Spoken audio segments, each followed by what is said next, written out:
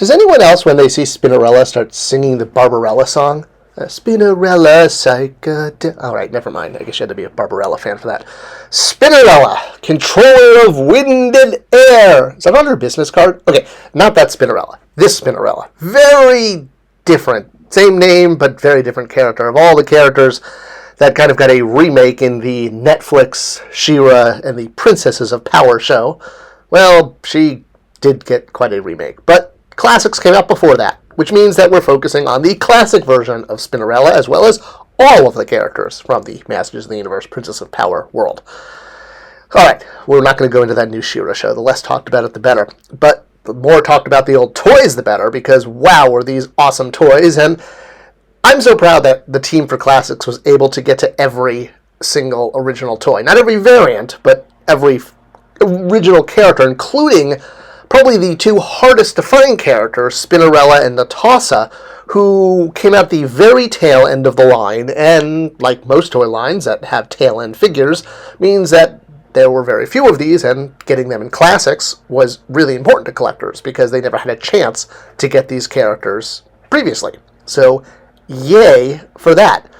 And yeah, these characters can go for quite a big buck on the aftermarket. What, a high of $25,000 or $2,500? Excuse me, that would be a difference. All right, so let's talk about Spinerella, her old toy, her new toy, all the toys that are her, but obviously especially the Classics toy, which shipped in the familiar brown shipper box that was changed to brown because it was less expensive, and we were trying to put more money into the toys.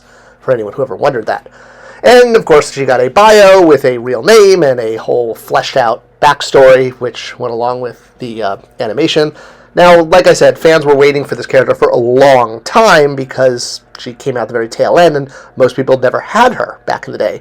And which accessories she was going to come with, which actual look she was going to have, was, well, it left some wiggle room, because Spinerella's toy looked again, different from how she looked on the animated series. And as always, all of the original Princess of Power toys were dolls. They were done by the girls group, albeit much to the boys group, protest.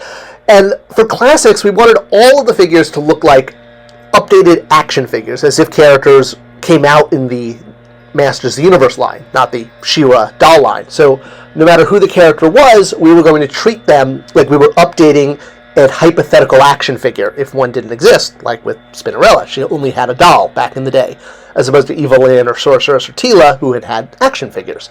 So that was kind of the base model we used. Now, as far as the accessories, she did come with quite a lot, especially because her action feature, if you will, the vintage figure, was to spin, which meant she needed a dedicated base. And this was a lot of plastic for, a character that we really didn't slot as a highly tooled figure. So whether you knew her by her European release, Tornell, or Spinerella, her US release, we were going to just focus on the figure and not the spinning mechanism. We did give her a very unique accessory that no other character had, which was extra hair. I know, right? Weird. It was an extra piece that snapped onto the top because, well, she had two very different hair looks. Her original toy and in the animation, as well as the 1987 style guide that was used for a lot of the Princess of Power characters, especially before we had Filmation rights. So, yeah, she wasn't, extremely tricky to turn from a doll into an action figure, but especially all of the pent-up demand for this character who had never gotten an action figure since the original one, as well as characters like Natasha. There's just something about those tail-end toy figures, especially from the 80s, that have a very, very particular draw. Because those of us who grew up playing with these toys, for the characters that we couldn't get, yeah, and even if they were just, repaints. Spinerella used the standard body for Princess of Power.